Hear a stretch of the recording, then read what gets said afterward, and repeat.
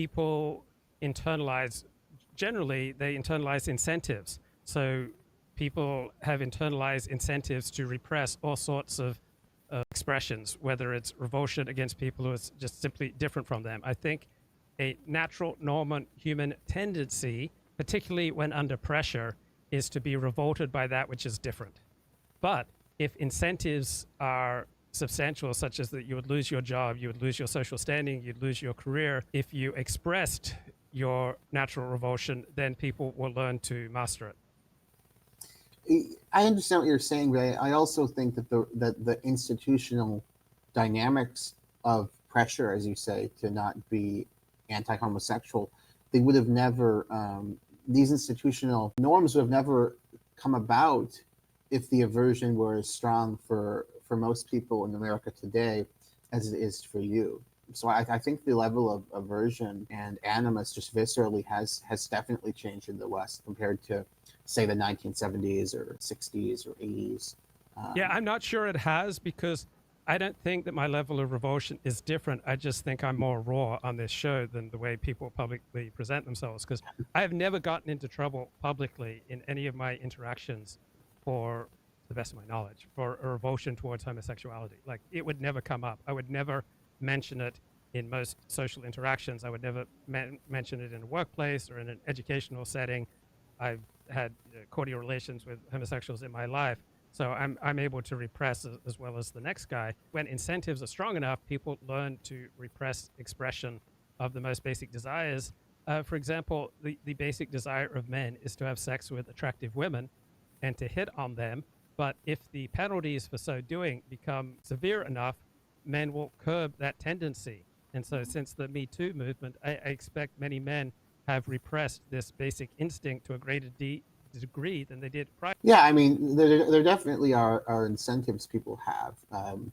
If awkward flirting is going to get you punished, if the woman doesn't like it, you may think twice if it'll get you punished socially. However, I also think that that there are moral inhibitions too. Like, if you see an attractive woman and you knew you could get away with it, you wouldn't. I think most men wouldn't just grab her, like assault her, if they knew they could get away with it. I don't think most people would do that. I don't think it's just that you'd be socially condemned. So I guess I always am trying to drive in the direction that there is some morality on these issues. There is a moral sense human beings have. It isn't just self-interest and calculation, although of course that's playing a role too. It's like the abolition of slavery in the West.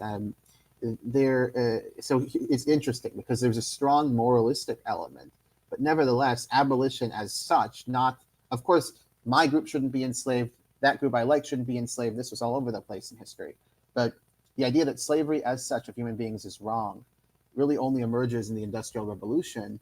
And I don't think that's a coincidence, because this is when there actually becomes some capability of labor fulfilling human needs, slavery fulfilled with machinery, right? That you don't, yes. That you can actually, society is wealthy enough now that we can actually afford to induce people. And the inducements were harsh, like you had indenture and so on. So the inducements were different than what we have today. But you can induce people to engage in labor for compensation, and we can have our needs met, whereas we couldn't in antiquity. So, but nevertheless, I think the moralism is also real, of the abolitionists, of course, and the crusade of the British Empire especially to get rid of slavery around the world. And great money and lives were spent for this. So I think these things coexist. And also, if it becomes more practical for us to do what's right, defined in a general liberal human rights sense, if you will, then we're going to be more apt to do it than if it's impractical, which is, I think, is why there was no universalist abolitionist movement until the Enlightenment. Other as opposed to particularist movements, which don't equate to opposition to slavery as such. That didn't exist in antiquity. We just didn't have. Doesn't exist in any of our religious traditions either.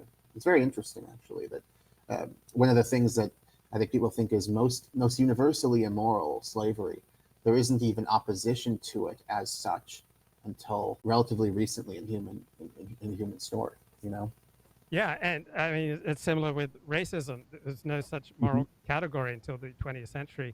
None of the great historical teachers on morality, from Socrates to Plato to Aristotle to Jesus to the prophets of the Hebrew Bible to the key figures in the New Testament to the great Islamic, Jewish, and Christian thinkers prior to the 20th century, none of them had a moral category of racism.